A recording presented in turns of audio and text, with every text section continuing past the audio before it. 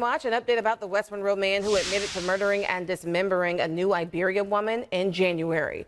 West Monroe PD officers arrested Anthony Holland Jr. in April for killing Cheryl Turner. Court documents show a jury indicted Holland on 1 count of second-degree murder and 1 count of obstruction of justice. Documents show he waived his right to a formal arraignment in August and pleaded not guilty. A hearing has been scheduled for October 22nd at the 4th Judicial District Court.